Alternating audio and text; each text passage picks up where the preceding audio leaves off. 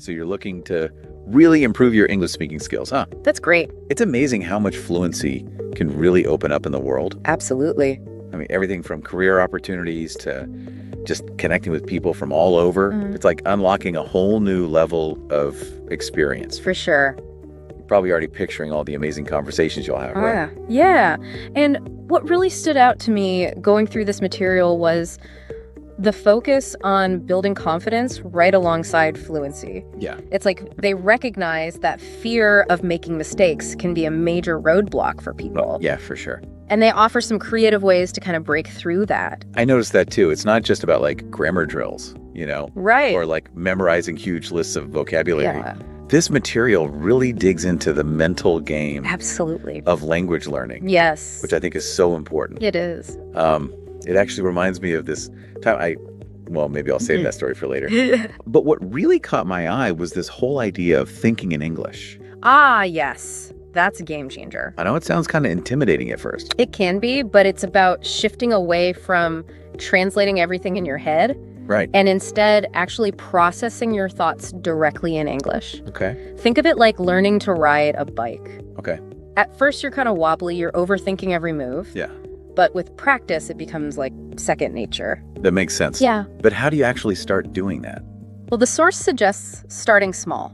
Okay. So try like narrating your daily activities in English, Okay. even simple things. Like what? Like I'm making coffee Okay. or I'm walking the dog. Uh-huh. It might feel silly at first, Right. but it trains your brain to start forming those thoughts directly in English. You know what? I'm going to try that. Awesome. Because I always find myself translating everything in my head, Yeah, which is exhausting. it is. It is. But I love this idea of just starting with those little everyday moments. Exactly. And as you get more comfortable, you can start incorporating more complex thoughts, and conversations. Yeah. The key is just to be patient with yourself Mhm. and celebrate those small victories along the way. Speaking of victories, the source also talks about the power of shadowing.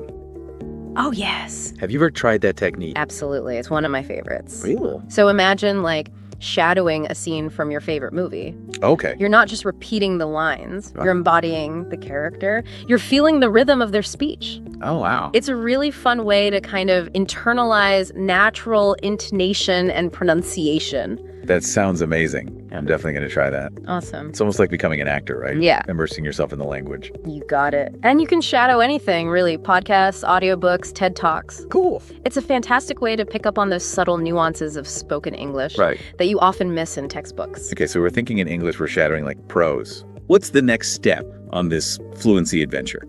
Well, the source emphasizes building a practical vocabulary. Okay. And this isn't about like memorizing obscure words Right. just to try and impress people. Yeah, It's about focusing on words and phrases that are relevant to your daily life, that makes sense. your interests, your goals. Yeah, why waste time on words you'll never use? Exactly. It's all about being strategic, right? Yes. And just focusing on what will actually help you communicate.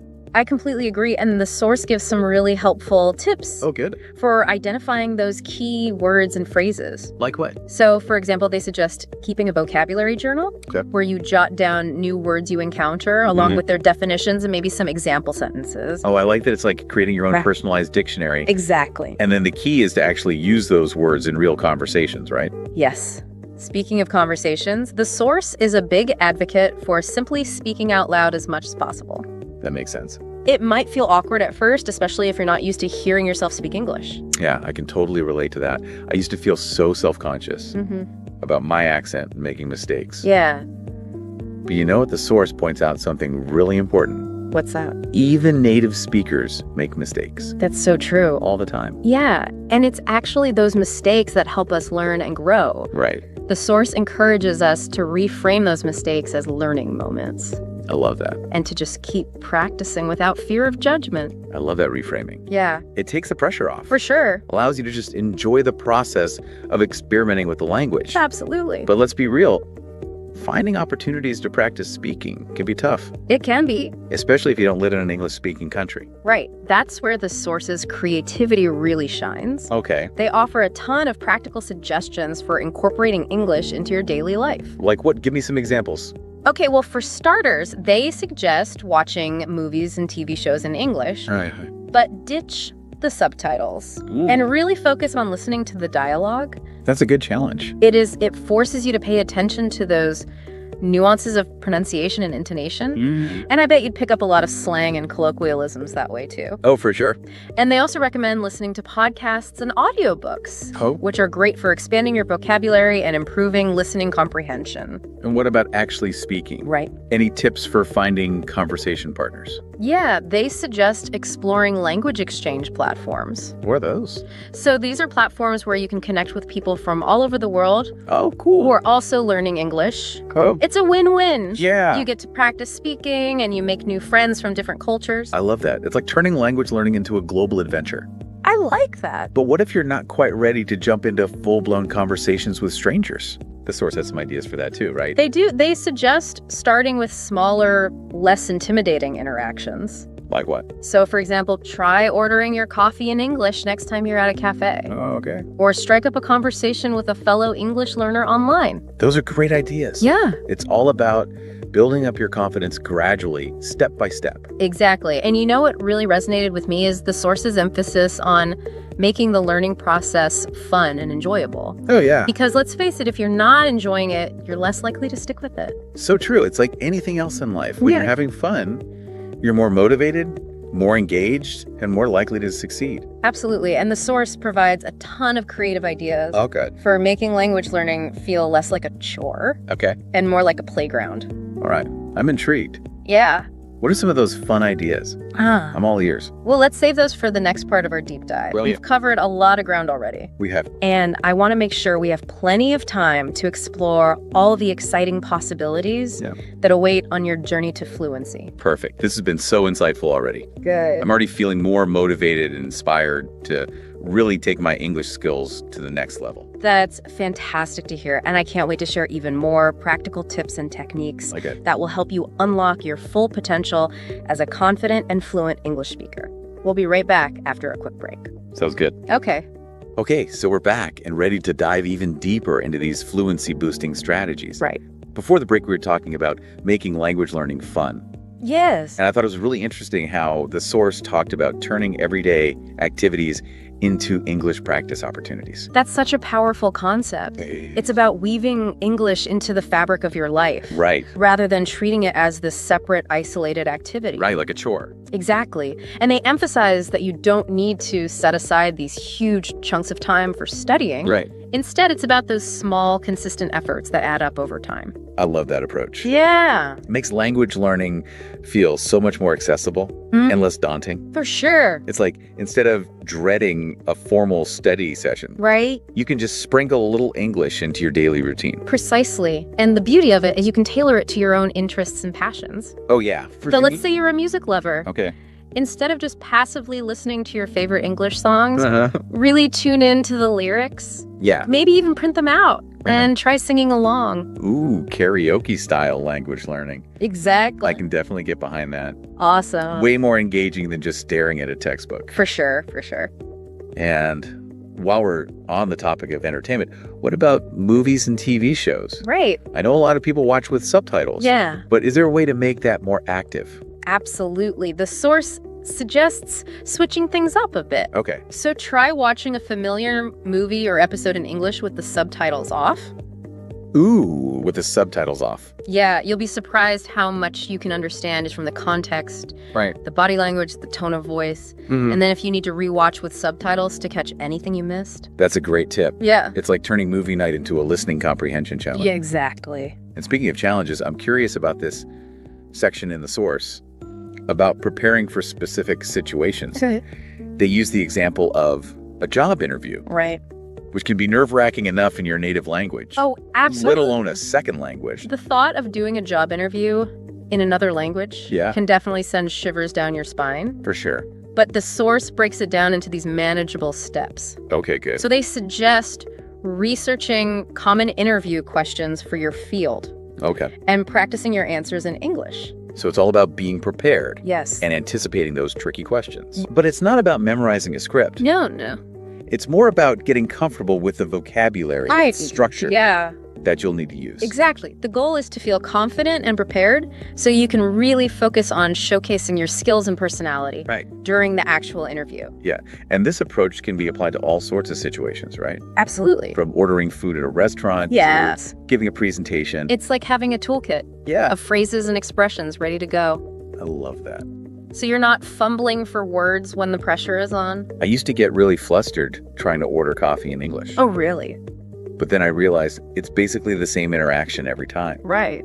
So once I practiced the key phrases, it became so much easier. There you go. That's a perfect example. Yeah. It highlights another key takeaway from the source. Okay. The importance of breaking down these big, overwhelming goals into smaller, more achievable steps. So instead of aiming for perfect fluency overnight, focus on mastering specific situations one at a time. That makes a lot of sense. Yeah. It's like that old saying, how do you eat an elephant? One bite at a time. One bite at a time. I like that. But even with all these practical tips, staying motivated and consistent can be a challenge. It can be. I know I've struggled with that in the past. What does the source suggest for those moments when you just don't feel like studying? Well, they acknowledge that language learning is a marathon, not a sprint. Okay. There will be days when you're tired or busy or simply not in the mood. Right. But they offer some really helpful strategies for staying on track, even when your motivation wanes. Okay, I'm all ears. I definitely need all the motivation boosting tips I can get. All right, so one of their key suggestions is to reconnect with your why. My why.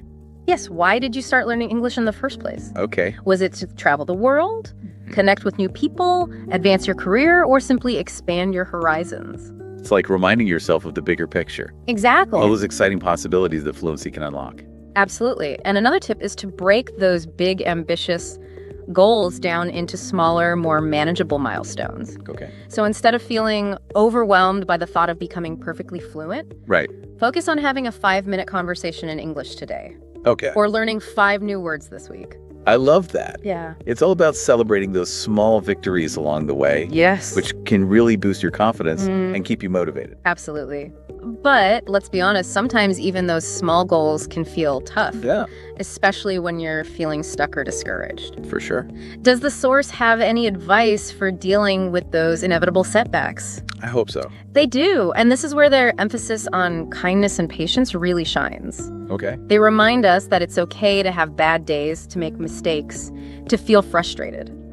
It's all part of the learning process. So it's not about beating ourselves up. No. When we stumble. It's about acknowledging those challenges. Yes. And finding ways to move forward. You got it. And they suggest a few concrete strategies for bouncing back from those moments of doubt. Okay, what are they? First, remember to reconnect with your why, as we discussed earlier. Right. Second, reach out for support. Okay.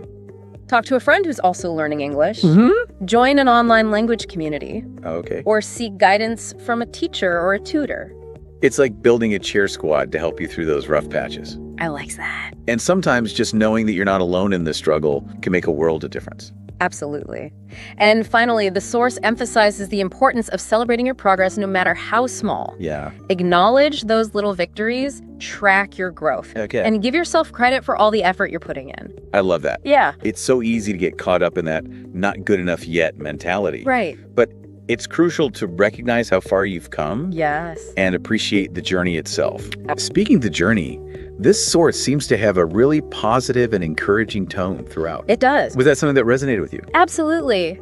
It's so refreshing to find a resource that acknowledges the challenges of language learning without making it feel intimidating or overwhelming. Yeah. It's like they're saying, hey, this is going to be tough sometimes, but you got this. Yeah. We're here to support you every step of the way. That's such a powerful message. It is. It's not just about mastering grammar rules and vocabulary. Right. It's about fostering a love of language. Yes. A genuine desire to connect with others. And a belief in your own ability to succeed. I couldn't have said it better myself.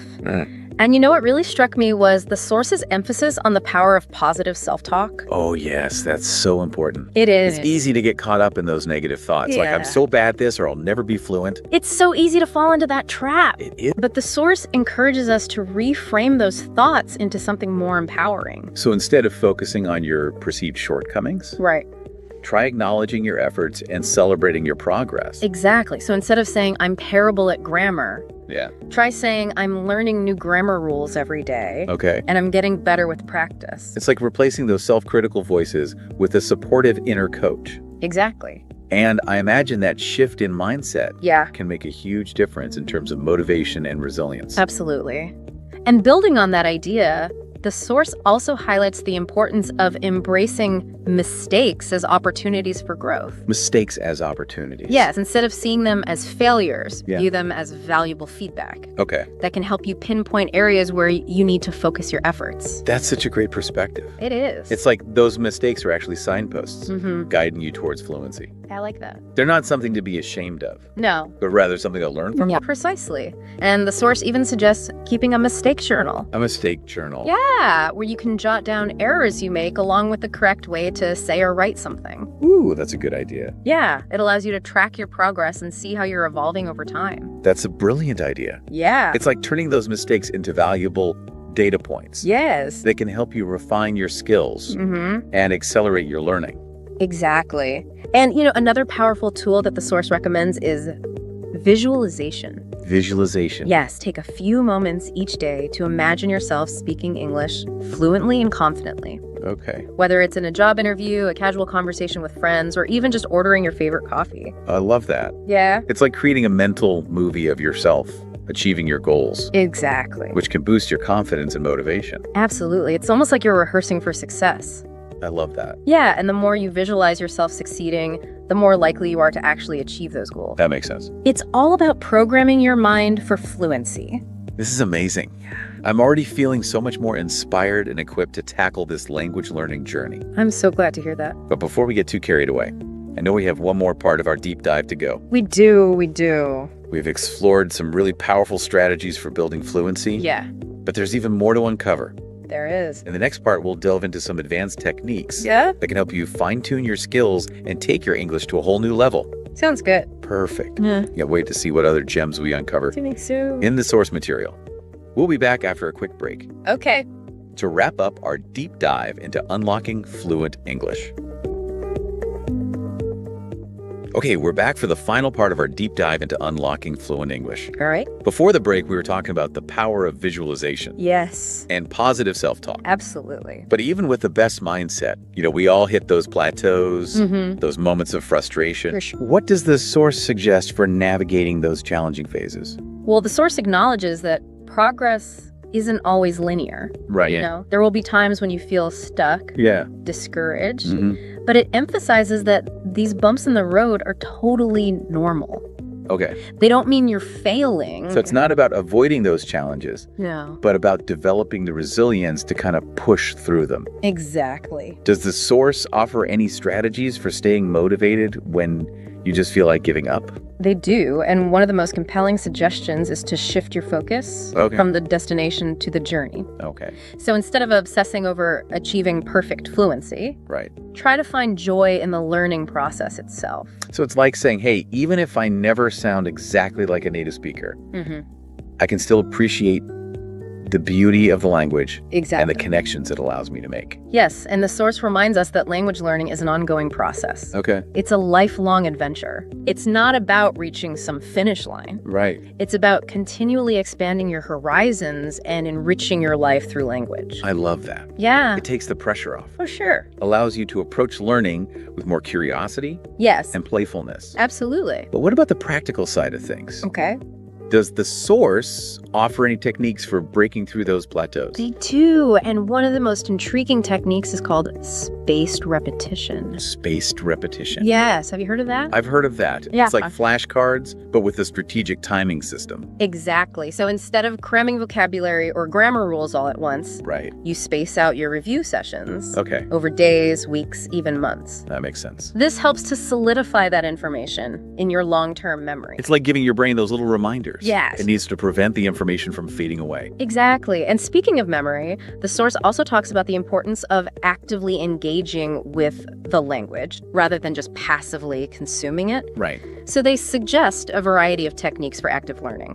Like some. summarizing what you've read or heard, Okay. teaching the material to someone else, or even creating your own flashcards and quizzes. I love those ideas. Yeah. It's all about turning language learning into an interactive experience. Yes. Rather than just trying to absorb information like a sponge. Exactly. And I imagine that active engagement makes the learning process a lot more fun and effective. Oh, for sure. And one of the most powerful techniques for active learning is something we touched on earlier. What's that? Speaking. Ah, yes. The source emphasizes that there's simply no substitute for Okay. actually using the language in real-life conversations. I completely agree, but I know that can be intimidating for a lot of learners, It can be. especially those who are still building their confidence. Yes. Does the source offer any tips for overcoming that fear of speaking? They do, and one of the most practical suggestions is to start small. Don't feel pressured to jump into these complex conversations right away. Right. Instead, focus on mastering everyday interactions, Like what? like ordering food, asking for directions, making small talk with colleagues. Those are great starting points. Yeah. It's all about building up your confidence gradually, Yes. one conversation at a time. And as you gain experience, you'll naturally feel more comfortable tackling those more challenging situations. Exactly. And the source also highlights the importance of finding a supportive language community. Oh, yes. Surrounding yourself with other learners Yeah. who are going through similar experiences For sure. can provide encouragement, accountability, Mm-hmm. and a safe space to practice Absolutely. without fear of judgment. That's such a valuable tip. It is. It's like having a cheer squad to celebrate your victories Yeah. and offer support when you stumble. And speaking of support, the source also emphasizes seeking guidance from experienced teachers or tutors. Right. Because while self-study can be incredibly beneficial, having access to a knowledgeable instructor Yes. can help you refine your skills, Mm-hmm. correct any ingrained errors, Right. and just provide personalized feedback. It's like having a personal trainer for your language skills. Yeah, I love that. Yeah, and I imagine that personalized guidance can make a huge difference in terms of accelerating your progress. Well, for sure. And, one of the most inspiring aspects of this source is its emphasis on the transformative power of language learning. The transformative power. Tell me more about that. So they argue that learning a new language goes far beyond just acquiring vocabulary and grammar rules. Okay. It's about expanding your worldview, Okay. connecting with different cultures, Mm-hmm. developing a deeper understanding of yourself and others. That's beautiful. It is. It's like language learning becomes a journey of self-discovery Yes. and personal growth. Exactly. And the source illustrates this idea Okay. with stories of individuals who have used their language skills to bridge cultural divides, forge meaningful connections, and make a positive impact on the world. I'm feeling so inspired right now. It's great. It's like this source isn't just about learning English. Right. It's about unlocking a whole new level of human connection and potential. I could have said it better myself. Huh. And as we wrap up this deep dive, I want to leave you with a final thought Okay. from the source that really resonated with me. What is it? Fluency isn't just about the words you speak. Okay. It's about the connections you make, the experiences you have, Mhm. and the person you become along the way. That's a beautiful sentiment. It is. It's like saying that language learning is a journey of both the mind and the heart. I like that. It's about opening yourself up to new possibilities, Yes. new perspectives, and new ways of seeing the world. Exactly. So keep practicing, keep exploring, Okay. and most importantly, keep believing in yourself and your ability to achieve fluency. I love it. The world of English awaits. This has been such an incredible journey. It has. I feel like we've gone from feeling overwhelmed by the challenge of fluency to feeling empowered and excited to embrace this learning process. I'm so glad to hear that. And remember, it's a marathon, not a sprint. Right. Be kind to yourself, celebrate your progress, and never stop exploring the amazing world of language. Well, that's a wrap on our deep dive into unlocking fluent English. Yes. We hope you've gained some valuable insights and practical tools to take your language skills to the next level. We do. And until next time, happy learning.